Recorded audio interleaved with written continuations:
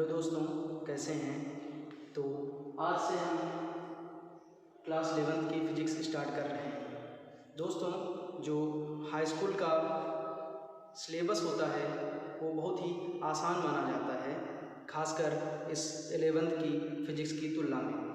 तो जो विद्यार्थी हाई स्कूल के बाद 11th में फ़िज़िक्स का शुरू से स्टार्ट नहीं करते हैं पढ़ना, तो लास्ट में उन्हें ये विषय बहुत ही कठिन महसूस होती है। तो यदि आप इस विषय पर अच्छी कमांड पाना चाहते हैं तो इसको शुरुआत से ही अच्छे से समझना स्टार्ट कर दें और ख़ासकर इसके सारे पॉइंटों को अच्छे से समझें और रटने की ज़्यादा कोशिश ना करें, क्योंकि हाई स्कूल का जो पोर्शन होता है, खासकर यूपी बोर्ड या एनसीईआरटी पैटर्न, वो बहुत ही सामान्य तौर का होता है और 11th की जो फिज़िक्स होती है वो काफ़ी विस्तृत तौर पर होती है। तो आपको इस 11th की फ़िज़िक्स को शुरू से ही अच्छे से समझना होगा। तो शुरू करते हैं 11th की फ़िज़िक्स। सबसे पहला अध्याय है भौतिक जगत। भौतिक जगत जो दोस्तों ये एक चैप्टर नया रखा गया है इसमें कुछ पिछले 10-15 सालों से। पहले जो इसका चैप्टर हुआ करता था वो मापन या प्रतिशत त्रुटियाँ इसका पहला चैप्टर हुआ करता था, लेकिन अब इसको पहला चैप्टर भौतिक जगत रख दिया गया है। अब यदि कोई विद्यार्थी इसके पूर्व फिजिक्स की कोई जानकारी नहीं है तो भी अगर इस चैप्टर से अच्छे से पढ़ता है, रेगुलर स्टडी करता है, प्रत्येक पॉइंट को अच्छे से समझता है तो वो फिजिक्स में अच्छी नॉलेज रख सकता है। तो स्टार्ट करते हैं। तो फिजिक्स जो भौतिक जगत का अर्थ होता है कि हमारे आसपास का वातावरण, तो इसी के बारे में जानना भौतिक विज्ञान कहलाता है। तो जो भौतिक विज्ञान की ही एक शाखा है, विज्ञान की एक ब्रांच भौतिक विज्ञान है। सबसे पहले हम विज्ञान के बारे में बात कर लेते हैं। विज्ञान जिसको इंग्लिश में साइंस कहते हैं। साइंस जो शब्द है वो हमारी लैटिन भाषा की साइंटिया शब्द से बना है और साइंटिया शब्द का अर्थ होता है जानना। तो विज्ञान के बारे में हम कह सकते हैं कि यदि हम अपने आसपास में होने वाली घटनाओं के बारे में जानते हैं और उनके विषय में जानना चाहते हैं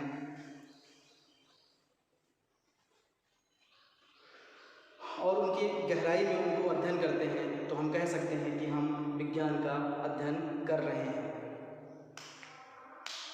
और विज्ञान की ही एक शाखा है भौतिक विज्ञान, जिसके बारे में हम आज से पढ़ना स्टार्ट कर रहे हैं। भौतिक विज्ञान इंग्लिश में से फिजिक्स कहते हैं।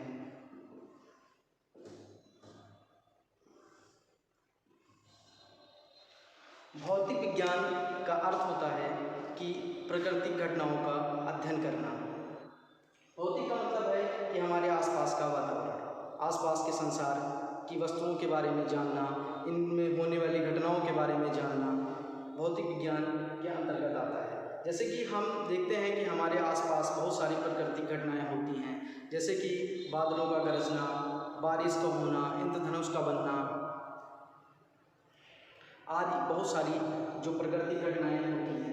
यदि हम उनके बारे में जानना चाहते हैं या जानने का प्रयास करते हैं कि ये घटनाएं क्यों हो रही हैं, कैसे हो रही हैं, किस कारण से हो रही हैं, तो हम कहते हैं कि जिस विषय के अंतर्गत हम इन सारी घटनाओं का अध्ययन करेंगे वो विषय भौतिक विज्ञान है। भौतिक विज्ञान की अगर परिभाषा की बात करें तो हम कहते हैं द्रव्य तथा ऊर्जा के अध्ययन को भौतिक विज्ञान कहते हैं तथा इनके बीच होने वाली अन्योन्य क्रियाओं का भी अध्ययन भौतिक विज्ञान के अंतर्गत ही किया जाता है। तो परिभाषा की बात करते हैं, लिख लेते हैं।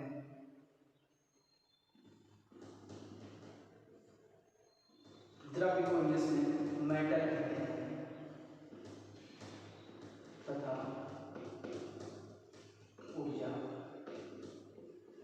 ऊर्जा एनर्जी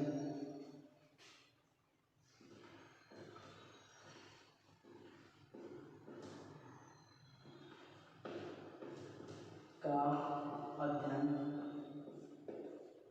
करते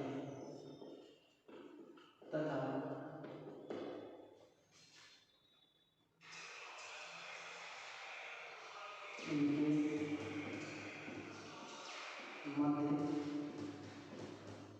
होने वाली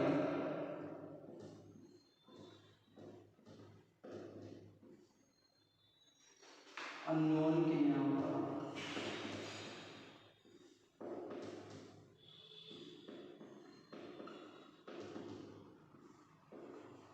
भी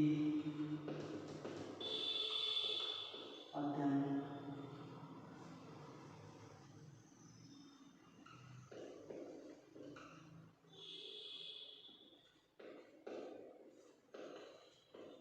करते हैं। तो भौतिक विज्ञान की जो परिभाषा है कि द्रव्य तथा ऊर्जा का अध्ययन करते हैं तथा इनके मध्य होने वाली अन्योन क्रियाओं का भी अध्ययन करते हैं। तो इसमें सबसे पहला पॉइंट आया है द्रव्य। सबसे पहला पॉइंट जो परिभाषा में है वो है द्रव्य।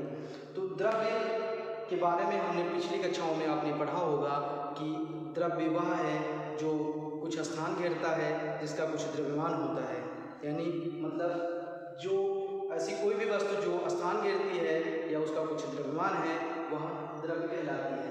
हमारे आसपास सभी वस्तुएं द्रव्य के रूप में ही पाई जाती हैं, क्योंकि हमारे आसपास जितनी वस्तुएं हैं सब कुछ न कुछ स्थान घेरती हैं और उनका कुछ न कुछ द्रव्यमान है। द्रव्य के मूल रूप से 3 भाग होते हैं। द्रव्य 3 भागों में डिवाइडेड है। इसका पहला भाग होता है ठोस,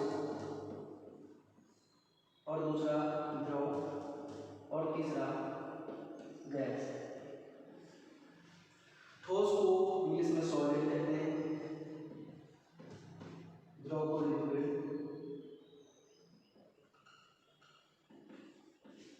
और गैस को गैस ही कहते हैं। तो जो हमारा द्रव्य है वो 3 भागों में डिवाइड है, ठोस, द्रव तथा गैस। तो सबसे पहले हम ठोस की बात करते हैं। जो ठोस होता है उसका कुछ निश्चित द्रव्यमान होता है। द्रव्यमान तो सभी वस्तुओं में होता है। ठोस का कुछ निश्चित आयतन होता है, ठोस की निश्चित आकृति होती है, ठोस का निश्चित आकार होता है। हमारे आसपास बहुत सारी आपको ठोस अवस्था में वस्तुएं मिलती हैं, जैसे कि ये एक मार्कर है, ये ठोस अवस्था में है। इसका एक निश्चित द्रव्यमान है, इसका एक निश्चित आयतन है, मतलब ये एक निश्चित स्थान घेरता है, एक इसकी निश्चित आकृति भी है, इसका आकार भी निश्चित है। मतलब ठोस के साथ ऐसा होता है कि यदि हम ऐसा नहीं है कि किसी क्षण हम इसको चाहें और परिवर्तित कर दें तुरंत, तो ठोस को ऐसे जान सकते हैं कि ठोस में निश्चित आयतन तथा निश्चित आकार होता है।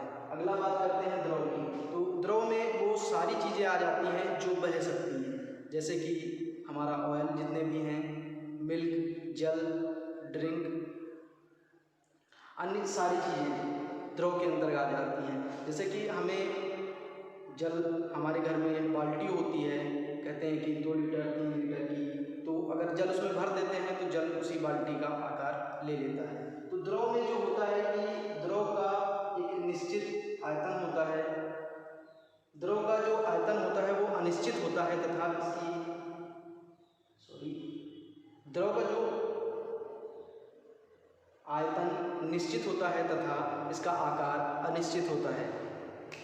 इसी वजह से कहा जाता है यदि हम एक ग्लास में पानी डाल दें तो जो जल होता है वो ग्लास की आकृति को ले लेता है, लेकिन उसका आयतन निश्चित है। अगर वो 1 लीटर जल है तो बोतल में जा करके वो 1 लीटर ही रहेगा, परंतु उसका जो आकार होगा वो बोतल के अनुसार परिवर्तित हो जाएगा। अगली बात करते हैं गैस की।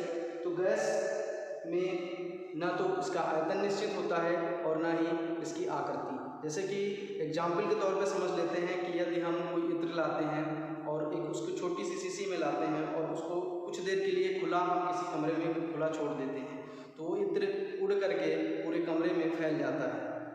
तो देखते हैं कि जहाँ कुछ समय पहले उस इत्र की जो आयतन था वो एक छोटी सी बोतल में समावेशित था और उसके खोलने के बाद पूरे रूम में फैल जाता है। तो कह सकते हैं कि गैस का आयतन भी अनिश्चित होता है और आकार भी अनिश्चित होता है। अब बात करें उन तीनों चीज़ों की, तो ठोस में आयतन निश्चित होता है, आकार निश्चित होता है। द्रव में आकार अनिश्चित होता है और आयतन निश्चित होता है। गैस में आकार और आयतन दोनों अनिश्चित होते हैं। हमने पिछली कक्षाओं में इन तीनों चीज़ों को अणुओं के आधार पर पढ़ा। कहा जाता है कि ठोस के जो अणु होते हैं वो काफ़ी चिपके हुए होते हैं आपस में, इस वजह से वो उसका आकार और आयतन निश्चित होता है। और द्रव में ठोस की अपेक्षा अणु कुछ दूरी पर उपस्थित होते हैं, जिसकी वजह से वो बहने के लिए स्वतंत्र होता है। अगला गैस के अणु द्रव की अपेक्षा और अधिक दूरी पर होते हैं, जिसकी वजह से इसका आयतन अनिश्चित हो जाता है। तो तीनों चीज़ों के बारे में हमने समझ लिया। अगला टॉपिक आता है एनर्जी। जो अगला टॉपिक है हमारा वो है एनर्जी, ऊर्जा।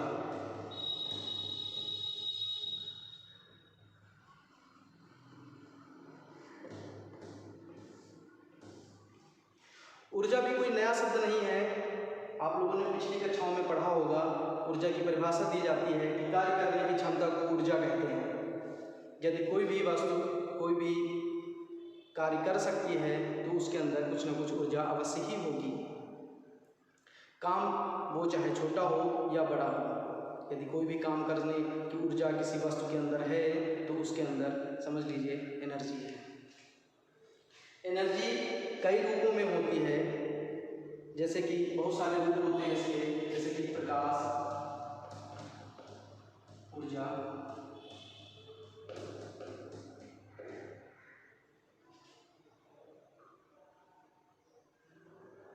वैद्युत ऊर्जा,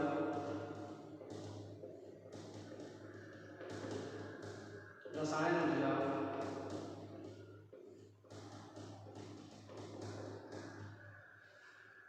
ऊष्मीय ऊर्जा,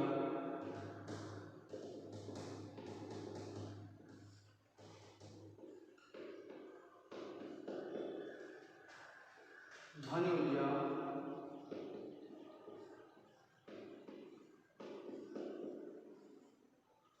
आदि। ऊर्जा की परिभाषा निकल के आती है, कार्य करने की क्षमता को हम ऊर्जा कहते हैं। ऊर्जा के विभिन्न रूप होते हैं, जैसे कि प्रकाश ऊर्जा, विद्युत ऊर्जा, रसायन ऊर्जा, ऊष्मीय ऊर्जा, ध्वनि ऊर्जा आदि बहुत सारे रूप होते हैं। ऊर्जा क्या होती है कि सतत रूप से सतत व्यवहार करती है, कि एक रूप से दूसरे रूप में परिवर्तित होती रहती है। जैसे कि मनुष्य का शरीर भी एक ऊर्जा का स्रोत है। जैसे कि हम इस समय बोल रहे हैं तो अपने शारीरिक ऊर्जा को नष्ट करके ध्वनि ऊर्जा उत्पन्न कर रहे हैं। अब शारीरिक ऊर्जा हमें रासायनिक ऊर्जा से मिली, जो भी हमने भोजन किया वो रासायनिक ऊर्जा के अंतर्गत आता है, और रासायनिक ऊर्जा परिवर्तित हुई शारीरिक ऊर्जा में, और शारीरिक ऊर्जा के द्वारा हम ध्वनि उत्पन्न कर रहे हैं, जो कि ध्वनि ऊर्जा के रूप में परिवर्तित हो रही है। अब अगर एक और एग्जाम्पल हम समझना चाहें तो वैद्युत ऊर्जा एक बहुत ही अच्छा एग्जाम्पल है ऊर्जा को समझने के लिए। वैद्युत ऊर्जा हमारे घरों में आती है और उसको हम जिस रूप में चाहते हैं परिवर्तित कर लेते हैं। जैसे एग्जाम्पल, वैद्युत लाइट चल रही है और हम स्विच ऑन करते हैं और बल्ब जला लेते हैं, तो वैद्युत ऊर्जा कन्वर्ट हो जाती है इसमें प्रकाश ऊर्जा। हमने फिर से स्विच ऑन किया और हीटर अपना चालू कर दिया, तो जब वैद्युत ऊर्जा के द्वारा हम हीटर को चालू किए तब उसमें से ऊष्मीय ऊर्जा में परिवर्तन हो गया। फिर वैद्युत ऊर्जा को यदि हमने किसी स्पीकर को चालू कर दिया तो वैद्युत ऊर्जा परिवर्तित हो जाती है ध्वनि ऊर्जा में। वैद्युत ऊर्जा से यदि हमने अपना फैन चालू कर दिया तो गतिज ऊर्जा में उसका रूपांतरण हो जाएगा। कहने का तात्पर्य ये है कि ऊर्जा एक रूप से दूसरे रूप में परिवर्तित होती रहती है। ऊर्जा के ऊपर एक प्रसिद्ध वैज्ञानिक हैं प्रोफेसर आइंस्टीन, जो भौतिक विज्ञान के काफ़ी प्रसिद्ध वैज्ञानिक माने जाते हैं। तो आइंस्टीन ने अपना समीकरण प्रस्तुत किया है,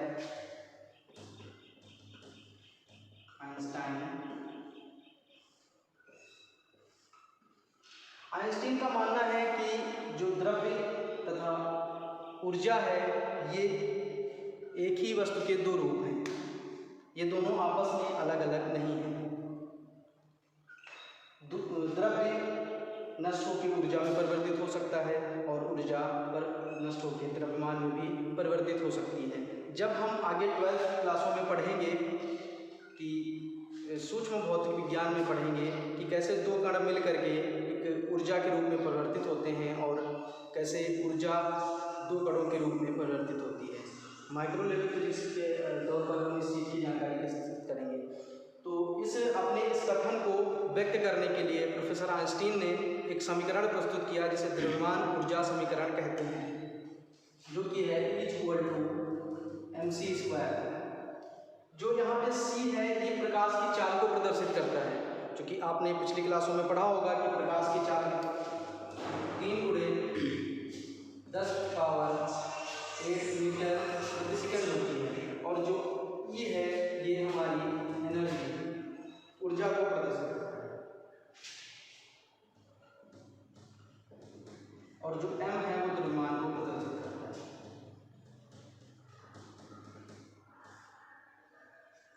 इस प्रकार से आइंस्टीन ने द्रव्यमान ऊर्जा समीकरण को प्रस्तुत किया। तब मिलते हैं अगले वीडियो में, तब तक के लिए धन्यवाद।